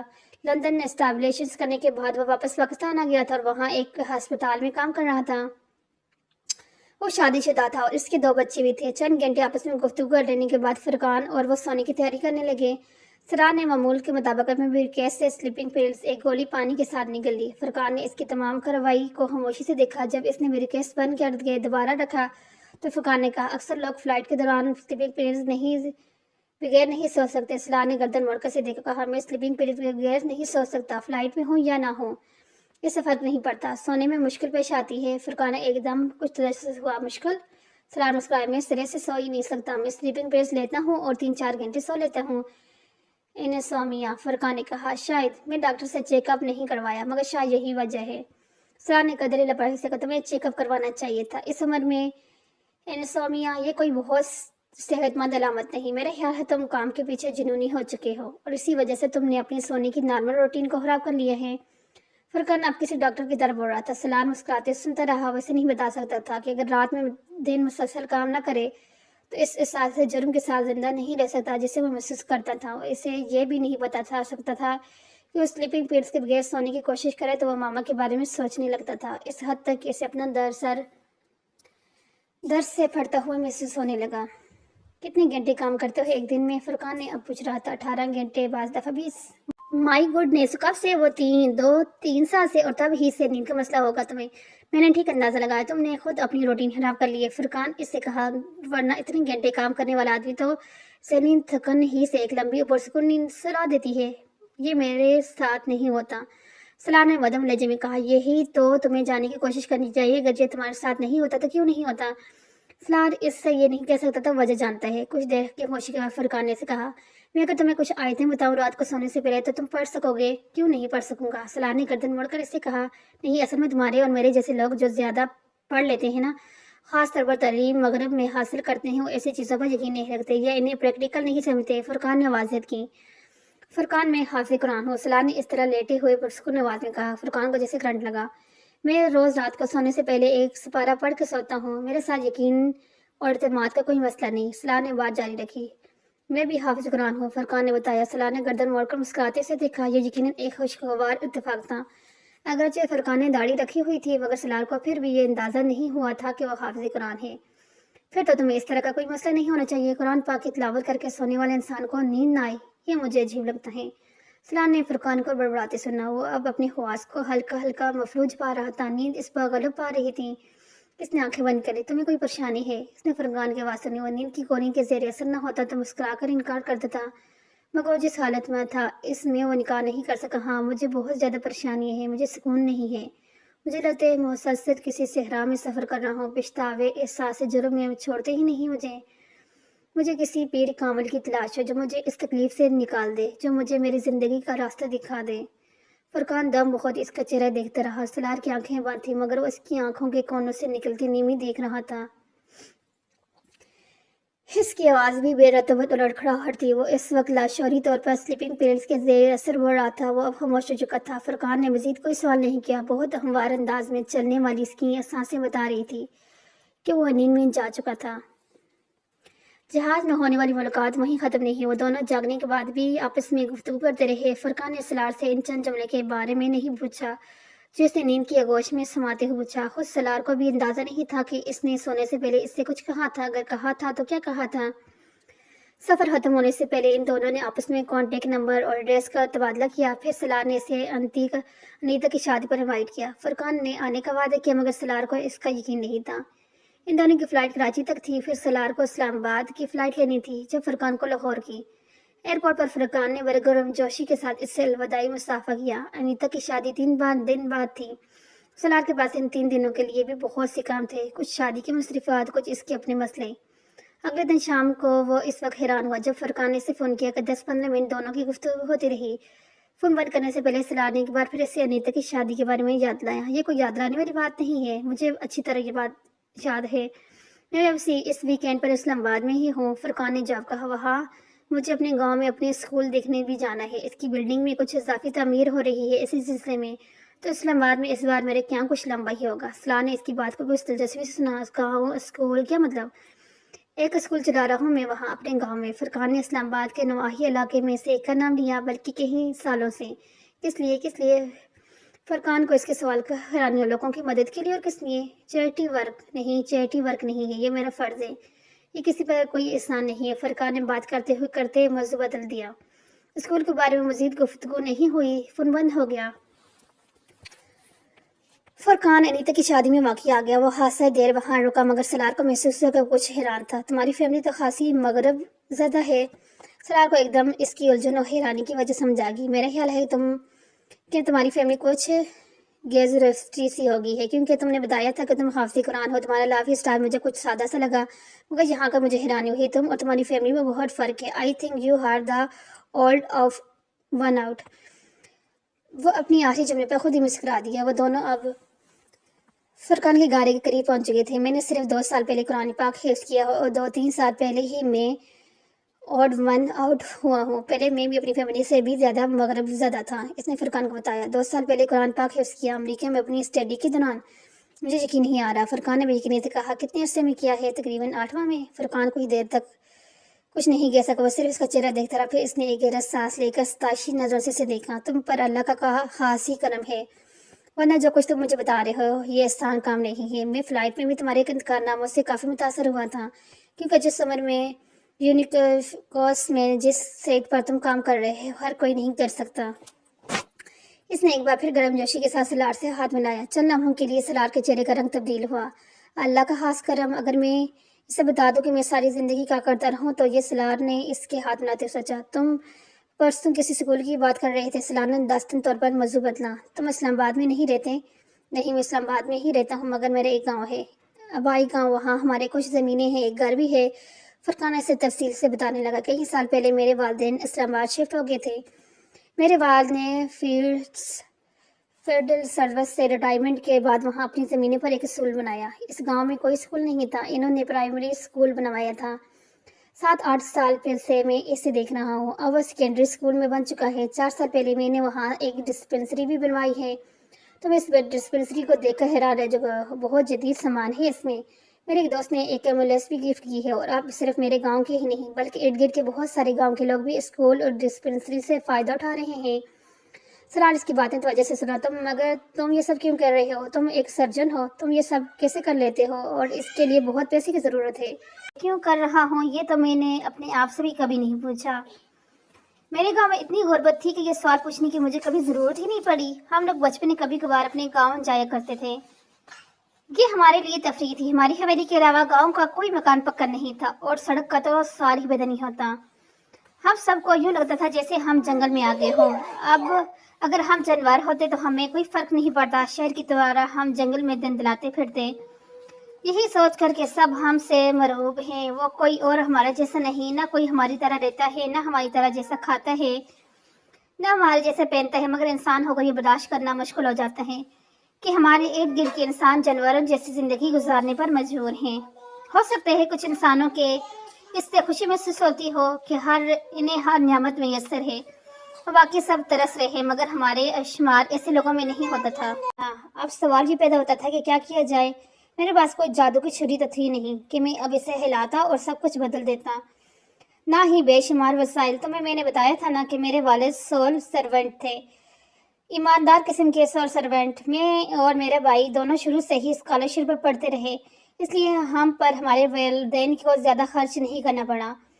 خود وہ بھی کوئی فضول خرچ نہیں تھے، اس لیے تھوڑا بہت بچت ہوتی رہتی۔ ریٹائرمنٹ کے بعد میرے والد نے سوچا کہ لاہور یا اسلام آباد کی کسی گھر میں اخبار پڑھ کر، واک کر کر یا ٹی وی دیکھ کر زندگی گزارنے کے بجائے انہیں اپنے گاؤں جانا چاہیے، وہاں کچھ بہتری لانے کی کوشش کرنی چاہیے۔ وہ دونوں گاڑی کے اندر بیٹھے ہوئے تھے۔ مشکلات کا تم اندازہ نہیں کر سکتے۔ گاؤں میں نہ بجلی تھی، نہ پانی، صاف پانی کچھ بھی نہیں تھا۔ بابا نے پتہ نہیں کہاں کہاں بھاگ بھاگ کر یہ ساری چیزیں منظور کروائیں۔ جب وہاں پرائمری اسکول بن گیا، ایک سڑک بھی آ گئی، بجلی اور پانی جیسی سہولتیں بھی آ گئی، تو گورنمنٹ کو اچانک وہاں ایک اسکول بنانے کا خیال آیا۔ میرے والدین کی خوشی تھی کہ گورنمنٹ ان کے اسکول کو اپنی زیر نگرانی لے رہے، ان میں اپنی ٹیچر سے بچوائیں اور کچھ عرصے کے بعد انہیں اسکول کو اپ گریڈ کر دیں۔ مگر محکمہ تعلیم کے ساتھ چند روابط میں ہی بابا کو اندازہ ہو گیا کہ ایسا ہونے کی صورت میں ان کی ساری محنت پانی پھر جائے گا۔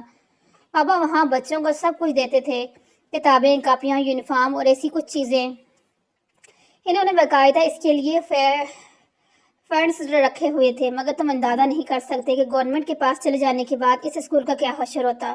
سب سے پہلے وہ فنڈز جاتے، پھر باقی سب کچھ۔ اس لیے بابا خود ہی اس اسکول کو چلاتے رہے۔ محکمہ تعلیم نے وہاں اسکول پھر بھی کھولا، مگر وہاں ایک بچہ بھی نہیں گیا۔ پھر ہار مان کر انہوں نے وہ اسکول بند کر دیا، ہمارے اسکول کو اپ گریڈ کر دیا۔ بابا کے کچھ دوستوں نے اس سلسلے میں ان کی مدد کی، اسی طرح ان کی اپ گراؤنڈنگ ہوتی گئی۔ میں ان دونوں لندن میں پڑھتا تھا اور میں روپیہ بچا کر بھیجا کرتا تھا۔ ابھی بھی ہم کو اس کو اور ترقی دے رہے ہیں۔ آس پاس کے گاؤں کے لوگ بھی اپنے بچے کو ہمارے پاس بھجواتے ہیں۔ میں جب پاکستان واپس آیا تو میں نے وہاں ایک باضابطہ قسم کی ڈسپنسری قائم کی۔ گاؤں کی آبادی بھی اب بہت بڑھ گئی تھی، لیکن گاؤں میں غربت ابھی بھی مکمل طور پر ختم نہیں ہوئی۔ تعلیم سے اتنا ضرور ہوگا، گاؤں کے کچھ بچے باہر شہر میں آگے پڑھنے کے لیے جانے لگے، کچھ مختلف ہنرز سیکھ رہے تھے، اور جو غریب کا ایک چکر تھا وہ ختم ہو رہا ہے۔ ان کی یہ نسل نہیں تو اگلی نسل شاید ہمارے اور ہمارے جیسے تعلیمی ادارے سے اعلیٰ ڈگری لے کر نکلیں۔ کون کہہ سکتا ہے، وہ مسکراتے ہوئے بولا۔ میں ہر ماہ ایک ویک اینڈ پر گاؤں جاتا ہوں، وہاں 2 کمپاؤنڈرنگ ہے، مگر کوئی ڈاکٹر نہیں ہے۔ ایک ویکینڈ پر میں وہاں جاتا ہوں، باقی 3 ویکینڈ پر بھی ہم کسی نہ کسی کو وہاں بھجوا دیتے ہیں۔ پھر میں وہاں ہر 3 ماہ بعد ایک میڈیکل کیمپ لگواتا ہوں، اور اس سب کے لیے روپیہ کہاں سے آتے ہیں؟ شروع میں تو یہ بابا کا روپیہ تھا۔ ان ہی کی زمین پر اسکول بنا، ان کی گریجویٹی سے ان کی تعمیر ہوئی۔ میری امی نے بھی اپنے پاس موجود رقم سے ان کی مدد کی۔ پھر بابا کے کچھ دوست بھی مالی امداد کرنے لگے۔ اس کے بعد میں اور مہران بھی اس میں شامل ہو گئے۔ پھر میرے کچھ دوست بھی میں اپنی انکم کے خاصا حصہ ہر ماہ گاؤں بھجوا دیتا ہوں۔ اس ڈسپنسری بڑے آرام سے چلتی رہتی ہے۔ جو ڈاکٹر وہاں مہینے کے 3 ویک اینڈ پر جاتے ہیں وہ کچھ چارج نہیں کرتے، ان کے لیے یہ سوشل ورک ہے۔ میڈیکل کیمپ بھی اسی طرح کے لگ جاتے ہیں، اور اسکول کے پاس یا اب اتنا فیسیلیٹیڈ ہو چکے ہیں کہ ان سے آنے والی رقم ٹیچر کی تنخواہ اور ڈگری حجات کے لیے کافی ہوتی ہے۔ ہم چند سالوں میں وہاں ٹیکنیکل ایجوکیشن کے لیے بھی کچھ کام کرنا چاہتے ہیں۔ تم کب جا رہے ہو وہاں؟ میں تو صبح نکل رہا ہوں، اگر میں تمہارے ساتھ جانا چاہوں؟ سلا نے کہا۔ موسٹ ویلکم، مگر کل تو ولیمہ ہوگا، تم یہاں مصروف ہوگی۔ فرقان نے اسے یاد دلایا۔ ولیم تو رات کو ہے، سارا دن تو میں فارغ ہی ہوں گا، کیا رات تک پہنچنا مشکل ہوگا؟ نہیں، بالکل بھی نہیں، تم بہت آسانی سے پہنچ سکتے ہو، صرف صبح کچھ جلدی نکلنا پڑے گا اگر تم واقعی وہاں چند گھنٹے گزارنا چاہتے ہو، ورنہ پھر تم واپس آ کر ہاتھ سے تھک جاؤ گے۔ فرقان نے اس سے کہا۔ میں نہیں تھکوں گا، میں یونیسیف کی ٹیم کے ساتھ کیسے علاقوں میں سفر کرتا رہا ہوں، تمہیں اس کا اندازہ نہیں ہو سکتا۔ میں فجر کے بعد تیار رہوں گا، تم مجھے وقت بتا دو۔ 5:30۔ اوکے، تم گھر سے نکلتے ہوئے مجھے ایک بار موبائل پر کال کر لینا اور 2-3 بار ہارن دینا، یہاں آ کر میں نکل آؤں گا۔ اس نے فرقان سے کہا، پھر خدا حافظ کہتا ہوا اندر مڑ گیا۔ اگلی صبح فرقان ٹھیک 5:30 بجے اس کے گیٹ پر ہارن دے رہا تھا اور سلار پہلے ہی بار ہارن پر باہر تھا۔ تم واپس پاکستان کیوں آ گئے ہو؟ تم انگلینڈ میں بہت آگے جا سکتے تھے۔ گاڑی شہر سے والی سڑک پر بھاگ رہی تھی۔ انہیں سفر کرتے ہوئے آدھے گھنٹوں کے جب سلار نے اچانک سے کہا انگلینڈ کو میری ضرورت نہیں تھی، پاکستان کو تھی، اس لیے میں پاکستان آ گیا۔ فرقان نے بڑے نارمل انداز میں کہا، وہاں ایک ڈاکٹر فرقان کے نہ ہونے سے کوئی فرق نہیں پڑتا، یہاں ایک ڈاکٹر فرقان کے نہ ہونے سے بہت فرق پڑ جاتا۔ یہاں میری خدمات کی ضرورت ہے، اس نے آخری جملے پر زور دیتے ہوئے کہا، مگر وہاں اتنے سالوں میں تم بہت آگے جا سکتے تھے۔ پھر پروفیشنلی بھی تو تم بہت کچھ سیکھتے، فائنینشلی بھی تم اس پروجیکٹ کے لیے زیادہ پیسے حاصل کر سکتے تھے جو تم شروع کیا ہوئے ہے۔ آفٹر آل پاکستان میں تم اتنے کامیاب نہیں ہو سکتے، سلار نے کہا۔ اگر کامیابی سے تمہاری مراد پاؤنڈز کی تعداد اور سہولتوں سے ہے تو ہاں دونوں جگہوں کا کوئی مقابلہ نہیں، لیکن اگر تمہارا اشارہ علاج کی طرف ہے تو میں یہاں زیادہ لوگوں کا زیادہ زندگی بانٹ رہا ہوں۔ جو اطمینان ڈاکٹر اپنے صحت یاب ہونے والے مریض کو دے کر حاصل کرتا ہے تم اس کا اندازہ نہیں کر سکتے۔ انگلینڈ انکولوجسٹ سے بھرا ہوا ہے، پاکستان میں ان کی تعداد انگلیوں پر گنی جا سکتی ہے۔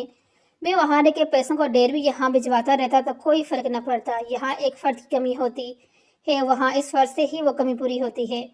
روپیہ یا دوسری کوئی چیز اس جگہ نہیں لے سکتا۔ میں بہت قناع ہوں سلار، میری پوری فیملی بہت قناع ہے۔ اگر میں نے کوئی چیز سیکھی ہے تو سب سے پہلے میرے اپنے لوگوں کے کام آنا چاہیے۔ میں اپنے لوگوں کو مرتا چھوڑ کر دوسرے لوگوں کی زندگی نہیں بچا سکتا۔ پاکستان میں کچھ بھی صحیح نہیں ہے، سب کچھ خراب ہے، کچھ بھی ٹھیک نہیں، سہولتوں سے خالی ہاسپٹلز اور حد سے زیادہ برا اور کرپٹ ہیلتھ سسٹم۔ جس برائی اور خامی کا سوچو یہاں ہے، مگر میں اس جگہ کو نہیں چھوڑ سکتا۔ اگر میرے ہاتھ میں شفا ہے تو پھر سب سے پہلے یہ شفا میرے اپنے لوگوں کے حصے میں آنی چاہیے۔ سلار بہت دیر تک کچھ نہیں بول سکا، گاڑی یکدم خاموشی میں چھا گئی۔ تم نے مجھ سے تو یہ سوال پوچھ لیا کہ میں پاکستان کیوں آ گیا، کیا اب میں تم سے یہ سوال پوچھوں گا کہ تم پاکستان کیوں نہیں آ جاتے؟ فرقان نے کچھ دیر خاموشی کے بعد مسکراتے کہا، میں یہاں نہیں رہ سکتا۔ سلار نے بے اختیار کہا، تم پیسوں اور سہولتوں کی وجہ سے یہ کہہ رہے ہو؟ نہیں، پیسہ یا سہولت میرا مسئلہ نہیں، نہ اب نہ پہلے ہے کہ کبھی۔ تم میری فیملی بیک گراؤنڈ جان چکے ہو، پھر کچھ بھی نہیں، بس میں یہاں نہیں آ سکتا۔ اس نے قطع لہجے میں کہا، یہاں تمہاری ضرورت ہے کس کو؟ اس ملک کو؟ سالہ بے اختیاروں سے، میں تمہاری طرح کے حب الوطنی نہیں رکھتا، میرے بغیر بھی سب کچھ ٹھیک ہے یہاں۔ ایک ڈاکٹر اور بات ہے، مگر ایک اکنامسٹ تو کسی کی زندگی اور موت نہیں دے سکتا۔ تم جو سروس وہاں دے رہے ہو وہ یہاں کے اداروں کو دے سکتے ہو۔ جو کچھ اپنی ٹیچرز میں وہاں کی یونیورسٹیز میں سکھا رہے ہو یہاں کی یونیورسٹی میں سکھا سکتے ہو۔ اس کا ججاح فرقان سے کہے گا یہاں کر کچھ بھی سکھانے کے قابل نہیں رہ سکے گا، مگر وہ خاموشی سے اس کی بات سنتا رہا۔ تم نے افریقہ کی غربت بھوک بیماری دیکھی ہے، تم یہاں کی غربت بھوک بیماری دیکھو گے تو حیران رہ جاؤ گے۔ یہاں صورتحال ان ملکوں کی طرح خراب نہیں ہے فرقان، یہاں اتنی پسماندگی نہیں ہے۔ اسلام آباد کے جس سینٹر میں تم پلے بڑے ہو وہاں رہ کر ارد گرد کی زندگی کا اندازہ لگانا بہت مشکل ہے۔ تم اسلام آباد کے قریب گاؤں میں چلے جاؤ تو تمہیں اندازہ ہو جائے گا یہ ملک کتنا خوشحال ہے۔ فرقان، میں تمہارے اس پروجیکٹ میں کچھ کنٹریبیوشن کرنا چاہتا ہوں۔ سلار نے ایک دم بات کا موضوع بدلنا چاہا، سلار، میرے اس پروجیکٹ کو فی الحال کسی مدد کی ضرورت نہیں۔ تم اگر ایسا کوئی کام کرنا چاہتے تو خود کسی گاؤں میں اس طرح کا کام شروع کرو، تمہارے پاس فنڈز کی کمی نہیں ہوگی۔ میرے پاس وقت نہیں ہے، امریکہ میں بیٹھ کر میں یہ سب نہیں چلا سکتا۔ تم اگر یہ چاہتے ہو کہ کسی دوسرے گاؤں میں بھی کوئی اسکول قائم کیا جائے تو میں اسے سپورٹ کرنے کو تیار ہوں، میرے لیے ذاتی طور پر وقت دینا مشکل ہے۔ فرقان اس بار خاموش رہا، شاید اسے اندازہ ہو گیا تھا کہ سلار اب اس کے اس اصرار پر کچھ چلا رہا ہے۔ بات کا موضوع ایک بار پھر فرقان کے گاؤں کی طرف مڑ گیا۔ وہ دن سلار کی زندگی کے یادگار ترین دنوں میں سے ایک تھا۔ اس اسکول کو دیکھ کر واقعی بڑا متاثر ہوا تھا، مگر اس سے بھی زیادہ متاثر وہ اس ڈسپنسری کو دیکھ کر ہوا جہاں وہ گیا تھا۔ اس سے ایک چھوٹا سا ہسپتال کرنا زیادہ بہتر تھا۔ ڈاکٹر کے نہ ہونے کے باوجود وہ بڑے منظم طریقے سے چلایا جا رہا تھا۔ اس طرح فرقان کی آمد متوقع تھی اور اس کے انتظار میں مریضوں کی بڑی تعداد بھی موجود تھی۔ فرقان آتے ہی مصروف ہو گیا۔ ہسپتال کا احتیاط مریضوں سے بڑا ہوا تھا، وہاں ہر عمر ہر طرح کے مریض تھے، نوزائیدہ بچے، عورتیں، بوڑھے، جوان۔ سلار احتیاط میں لاشعوری طور پر چہل قدمی کرتا وہاں موجود چند لوگوں نے اسے ڈاکٹر سمجھا اور اس کے قریب چلے آئے۔ سلار ان سے بات چیت کرنے لگا، زندگی میں پہلی بار کینسر کے ایک اسپیشلسٹ کو ایک فزیشین کے طور پر چیک اپ کرتے ہوئے اور نسخہ لکھتے دیکھ رہا تھا، اور اس نے اعتراف کیا اس نے زندگی میں فرقان سے اچھا ڈاکٹر کبھی نہیں دیکھا تھا۔ وہ بے حد پروفیشنل اور بے حد نرم مزاج تھا۔ ان تمام عمل میں اس نے کہ چہرے کی مسکراہٹ ایک لمحے کے لیے بھی غائب نہیں ہوئی۔ سلار کو یوں لگ رہا تھا جیسے اس نے اپنے ہونٹوں پر مسکراہٹ کو کسی چیز کے ساتھ چپکایا ہوا تھا۔ کچھ وقت گزرنے کے بعد اس نے سلار کو ایک آدمی کے ساتھ اسکول بھجوا دیا اور وہاں اس کے والدین سے ملا۔ اس کی عمر سے پہلے ہی وہاں پر تھا، یقیناً فرقان نے ان کو فون پر بتا دیا تھا اور ان کے ساتھ اسکول میں پھرتا رہا۔ اسکول کی عمارت اس کی توقع سے برعکس بہت وسیع اور بہت اچھی بنی ہوئی تھی۔ اسے وہاں موجود بچوں کی تعداد دیکھ کر بھی حیرت ہو رہی تھی۔ وہاں کچھ گھنٹے رکنے کے بعد ان دونوں کے ساتھ ان کی حویلی آ گیا۔ حویلی کے بیرونی دروازے سے اندر داخل ہوتی بے اختیار اس کا دل خوش ہوا تھا۔ اس گاؤں میں اس قسم کے شاندار لان کی توقع نہیں تھی۔ وہاں پردوں کی مار تھی مگر بے ترتیبی نہیں تھی۔ بہت شاندار لان، بہت آرٹیکلس، وہ تعریف کیے بغیر نہیں رہ سکا۔ یہ شکیل صاحب کا شوق ہے، فرقان کی امی نے کہا۔ میرے اور نوشین کا، فرقان کی والد نے اضافہ کیا۔ نوشین؟ سلار نے سوال کیا۔ فرقان کی بیوی؟ یہ آرکیٹیکٹ اسی کا ہے، انہوں نے مسکراتے کہا۔ فرقان نے مجھے بتایا تھا کہ اس کی فیملی لاہور میں ہوتی ہے۔ سلار کو یاد آیا، ہاں وہ لوگ لاہور میں ہی ہوتے ہیں، مگر فرقان مہینے میں ایک ویکینڈ یہاں گزارتا ہے تو پھر وہ اپنی فیملی یہاں لاتے ہیں۔ یہ سلائیڈرز اس بچوں کے لیے لگوائی ہیں۔ نوشین بھی ڈاکٹر ہے، ابھی بچے چھوٹے ہیں اس لیے پریکٹس نہیں کرتی، مگر جب یہاں آتی ہے تو فرقان کے ساتھ ڈسپنسری جاتی ہے۔ اس بار وہ اپنے بھائی کی شادی میں مصروف تھی، اس لیے فرقان کے ساتھ نہیں آ سکی اور ادھر ادھر نظریں دوڑاتا ان کی باتیں سنتا رہا۔ ان کے ساتھ لنچ کرنے کے لیے گھر پر آیا تھا۔ اس کے خیال تھا کہ کچھ دیر تک فرقان بھی آ جائے گا، مگر جب کھانا کھانا لگانے شروع ہو گیا تو اس نے فرقان کے بارے میں پوچھا۔ وہ دوپہر کا کھانا یہاں نہیں کھاتا، صرف ایک سینڈوچ اور چائے کا کپ لیتا ہے، اس میں بھی 5 منٹ سے زیادہ نہیں لگتے۔ اس کے پاس مریض اتنے ہوتے ہیں کہ وہ شام تک بالکل فری نہیں ہوتا، کھانا وانا بالکل بھول جاتا ہے۔ فرقان کی امی نے اس سے کہا۔ وہ ان کے ساتھ باتیں کرتے ہوئے کھانا کھانے لگا۔ فرقان کے والد فائنانس ڈویژن میں کام کر رہے تھے اور 20ویں گریڈ میں ریٹائر ہوئے تھے۔ یہ جان کر سلار کا تعلق بھی فائنانس سے ہے، ان کے جوش میں کچھ اضافہ ہو گیا تھا۔ سلار کو ان سے باتیں کرتے ہوئے وقت گزرنے کا احساس نہیں ہوا۔ سلار نے ان سے اس اسکول کے حوالے سے بات کی۔ اسکول کے لیے بھی فی الحال کسی چیز کی ضرورت نہیں، ہمارے پاس خاصے فنڈز ہیں۔ فرقان کے ایک دوست ایک نیا بلاک بھی بنوا رہا ہے، بلکہ بن ہی چکے ہیں، تم نے تو دیکھے ہی ہے۔ ہاں، تم اگر کچھ کرنا چاہتے ہو ڈسپنسری کے لیے کرو، ہمیں ایک مستقل ڈاکٹر کی ضرورت ہے اور ہم اس کے ساتھ ہیلتھ منسٹری میں بھی بہت دفعہ درخواست دے چکے ہیں۔ فرقان نے اپنے تعلقات بھی استعمال کیے ہیں، مگر کوئی بھی ڈاکٹر یہاں مستقل طور پر آ کر رہنے کو تیار نہیں ہے اور ہمیں ایک ڈاکٹر کی اشد ضرورت ہے۔ تم نے مریضوں کی تعداد تو دیکھی ہی ہوگی، ایک قریبی گاؤں میں ایک ڈسپنسری اور ڈاکٹر ہے، مگر ڈاکٹر مستقل چھٹی پر ہے اور اگلا ڈاکٹر بھی آنے سے پہلے ہی چھٹی پر چلے جاتے ہیں۔ میں اس سلسلے میں جو کچھ کر سکا ضرور کروں گا، لیکن میں چاہتا ہوں کہ اس اسکول کے لیے بھی کچھ کروں۔ میں واپس جانے کے بعد کوشش کروں گا کہ آپ کو یونیکورس کی طرف سے کسی NGO کے ذریعے ہر سال کچھ گرانٹ بھی ملتی رہے، لیکن ہمیں اس کی ضرورت نہیں ہے۔ یہ سب کچھ جو تم نے دیکھا ہے یہ سب ہم نے خود کیا ہے، ہماری فیملی نے، رشتہ داروں نے، فیملی فرینڈز نے، میرے وافقاروں نے، میرے بچوں کے دوستوں نے۔ ہمیں کبھی کسی حکومت یا بین الاقوامی ایجنسی کی گرانٹ کی ضرورت ہی نہیں پڑی۔ کب تک یونیکورس آ کر ہمارے لوگوں کی بھوک، جہالت اور بیماری ختم کرتی رہے گی؟ جو کام ہم اپنے وسائل سے کر سکتے ہیں ہمیں اپنے وسائل سے ہی کرنا چاہیے۔ میں صرف یہ چاہتا ہوں کہ آپ کو اس کے پروجیکٹ کو اور بڑھائیں۔ سلار بے اختیار بولتے ہوئے لڑکھڑایا۔ یہ بہت بڑھ جائے گا، تم 20 سال بعد یہاں کر دیکھو گے تو یہ گاؤں تمہیں ایک مختلف گاؤں ملے گا۔ جتنی غربت تم نے آج دیکھی ہے وہ تب نہیں ہوگی، ان کا کل آج سے مختلف ہوگا۔ فرقان کے والد نے بے حد اطمینان سے کہا۔ سلار چپ چاپ انہیں دیکھتے رہا۔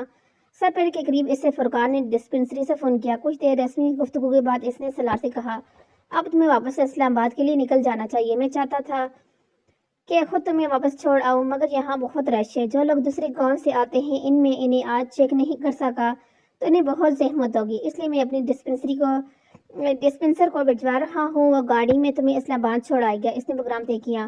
اوکے، سلار نے کہا، جانے سے پہلے ڈسپنسری سے آ کر مجھ سے مل لینا۔ اس نے فون بند کرتے ہوئے کہا۔ سلار نے ایک بار پھر فرقان کے والدین کے ساتھ چائے پی۔ گاڑی تب تک وہاں آ چکی تھی، پھر وہ وہاں سے گاڑی میں فرقان کے پاس چلا گیا۔ صبح والی بھیڑ اب کم ہو چکی تھی، وہاں اب صرف 25-30 کے قریب لوگ تھے۔ فرقان ایک بوڑھے آدمی کا معائنہ کر رہا تھا۔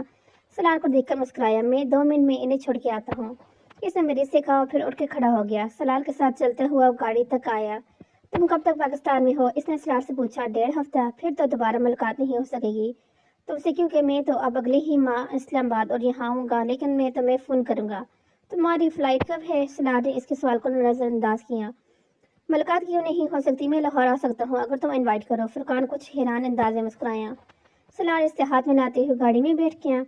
سلار نہیں جانتا تھا اسے کون سی چیز اس طرح اچانک فرقان کے اتنے قریب لے آئی تھی۔ وہ یہ بھی نہیں جاننا چاہتا تھا کہ وہ فرقان کو کیوں اتنا پسند کر رہا تھا اور اس کی وجہ سمجھنے سے قاصر تھا۔ فرقان کے ساتھ اس کے گاؤں دیکھنے کے 4 دن بعد وہ لاہور گیا اور وہاں 1 دن کے لیے گیا تھا اور اس نے فرقان کو فون پر اس کی اطلاع دی۔ فرقان نے اسے ایئرپورٹ پر پک کرنے اور اپنے ساتھ رہنے کی آفر کی مگر اس نے انکار کر دیا اور فرقان سے طے شدہ پروگرام کے مطابق 4 بجے کے قریب اس کے گھر پہنچا۔ وہ ایک اچھے علاقے میں ایک عمارت کے گراؤنڈ فلور کے ایک فلیٹ میں رہتا تھا۔ دروازے کے سامنے موجود بیل دبا کر وہ خاموشی سے کھڑا ہو گیا۔ اندر سے یکدم کسی بچے کے بھاگنے کی آواز آئی۔ ایک 4-5 سال کی بچی ڈور چین کی وجہ سے دروازے میں آنے والی چھڑی سے بھی اس کو دیکھ رہی تھی۔ آپ کو کس سے ملنے ہیں؟ سلار سے دیکھ کر دوستانہ انداز میں مسکرایا مگر اس بچی کے چہرے پہ کوئی مسکراہٹ نہیں آئی۔ بڑی سنجیدگی سے سلار سے پوچھ رہی تھی، بیٹا مجھے آپ کے پاپا سے ملنا ہے۔ اس بچی اور فرقان کے چہرے میں اتنی مساوات تھی کہ اسے کے لیے یہ اندازہ لگانا مشکل نہیں تھا کہ وہ فرقان کی بیٹی ہے۔ پاپا اس وقت کسی سے نہیں ملتے، اس سے بڑی سنجیدگی سے اطلاع دے گی۔ وہ اسے مل لیں گے، سلار نے قدرے محفوظ ہوتے ہوئے کہا۔ آپ سے کیوں مل لیں گے؟ فوراً جواب ہے کیونکہ میں ان کا دوست ہوں۔ آپ انہیں جا کر بتائیں گی کہ سلار انکل آئے ہیں تو مجھے مل لیں گے، سلار نے مسکراتے ہوئے نرمی سے کہا۔ اس کی مسکراہٹ متاثر نہیں ہوئی۔ لیکن آپ میری انکل تو نہیں ہیں نا؟ سلار کو بہتر ہنسی آ گئی۔ آپ نہ ہنسیں، وہ بہتر بگڑی۔ سلار پنچوں کے بل اس کے مقابل بیٹھ گیا۔ اچھا میں نہیں ہنستا، اس نے چہرے کی مسکراہٹ کو چھپایا۔ آپ اس فراق میں بہت اچھی لگ رہی ہیں۔ وہ اب کچھ قریب سے اس کو جائزہ لیتے ہوئے بولا۔ اس کی تعریف نے دروازے کی جڑی سے جھانکتی ہوئی محترمہ کے تاثرات اور موڈ میں کوئی تبدیلی نہیں کی۔ لیکن آپ مجھے اچھے نہیں لگے۔ اس کے جملے سے زیادہ اس کے تاثرات نے سلار کو محفوظ کیا۔ وہ کچھ دور سے فلیٹ کے اندر کسی کے قدموں کی آواز سن رہا تھا۔ کوئی دروازے کی طرف آ رہا تھا۔ کیوں اچھا نہیں لگا؟ اس نے مسکراتے ہوئے اطمینان سے پوچھا۔ بس نہیں اچھے لگے۔ اس نے ناگواری سے گردن کو جھٹکا۔ نام کیا ہے آپ کا؟ وہ کچھ دیر اسے دیکھتی رہی، پھر اس نے کہا امامہ۔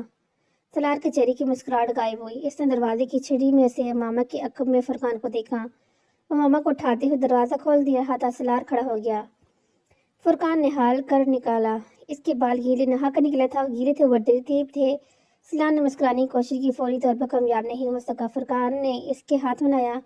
میں تمہارا ہی انتظار کر رہا تھا، وہ اس کے ساتھ اندر جاتے ہوئے بولا۔ وہ دونوں اب ڈائننگ روم میں داخل ہو رہے تھے۔ ماما فرقان کی گود میں چڑھی ہوئی تھی اور اسے مسلسل کان میں کچھ بتانے کی کوشش کر رہی تھی جسے فرقان مسلسل نظر انداز کر رہا تھا۔ انکل سلار سے ملی ہیں آپ؟ فرقان نے سلار کو بیٹھنے کا اشارہ کرتے ہوئے ماما سے پوچھا۔ وہ خود بھی صوفے پر بیٹھ رہے تھے۔ یہ مجھے اچھے نہیں لگے۔ اس نے باپ تک اپنی ناپسندگی بچائی تھی۔ بہت بری بات ہے ماما، ایسے نہیں کہتے، فرقان نے سرسٹ کرنے والے انداز میں کہا۔ آپ انکل کے پاس جائیں اور ان سے ہاتھ ملائیں۔ اس نے ماما کو نیچے اتار دیا۔ وہ سلار کی طرف جانے کے بجائے ایک دم بھاگتی ہوئی باہر چلی گئی۔ حیرانی کی بات ہے کہ اسے تم اچھے نہیں لگے، ورنہ اس کو میرا ہر دوست اچھا لگتا ہے۔ آج اس کا موڈ بھی کچھ آف ہے۔ فرقان نے مسکراتے ہوئے وضاحت کی۔ یہ نام کا اثر ہے، مجھے حیرانی ہوتی اگر اسے میں اچھا لگتا، سلار نے سوچا۔ چائے پیتے ہوئے وہ دونوں آپس میں باتیں کر رہے تھے اور باتوں کے دوران سلار نے اسے کہا، 1-2 ہفتے تک تم لوگوں کی ڈسپنسری میں ڈاکٹر آ جائے گا۔ اس نے سرسری انداز میں کہا۔ یہ تو بہت اچھی خبر ہے۔ فرقان یکدم خوش ہوا۔ اور اس بار ڈاکٹر وہاں رہے گا اور اگر نہ رہے تو مجھے بتانا۔ میں سمجھ میں نہیں آتا میں تمہارا شکریہ کیسے ادا کروں۔ ڈسپنسری میں ایک ڈاکٹر کی دستیابی سب سے بڑا مسئلہ رہا ہے۔ اس کی ضرورت نہیں ہے۔ وہ رکا۔ وہاں جانے سے پہلے مجھے یہ توقع نہیں تھی کہ تم اور تمہاری فیملی اس کام کو اس اسکیل پر اور اتنے آرگنائزڈ انداز میں کر رہے ہو۔ میں تم لوگوں کے کام سے در حقیقت بہت متاثر ہوا ہوں اور میری آفر ابھی بھی وہی ہے۔ میں اس پروجیکٹ کے سلسلے میں تمہاری مدد کرنا چاہتا ہوں۔ اس نے سنجیدگی سے فرقان سے کہا، سلار میں نے تم سے پہلے بھی کہا ہے کہ میں چاہوں گا تم اسی طرح کا کوئی پروجیکٹ وہاں کسی دوسری گاؤں میں شروع کرو۔ تمہارے پاس مجھ سے زیادہ ذرائع ہیں اور تم مجھ سے زیادہ اچھے طریقے سے یہ پروجیکٹ چلا سکتے ہو۔ میں نے تم سے پہلے بھی کہا تھا میرا مسئلہ وقت ہے۔ میں تمہارے جتنا وقت نہیں دے سکتا اور پھر میں پاکستان میں رہ بھی نہیں سکتا تھا۔ تمہاری طرح میری فیملی ممبرز اس معاملے میں میری مدد نہیں کر سکتے۔ سلار نے اپنا مسئلہ بتایا۔ چلو اس پر بعد میں بات کریں گے، ابھی تو تم چائے پیو، پھر میں تمہیں اپنے ساتھ لے کر جاؤں گا۔ فرقان نے موضوع بدلتے ہوئے کہا، یہ تو میں تمہیں راستے میں ہی بتاؤں گا۔ وہ عجیب سے انداز میں مسکرایا۔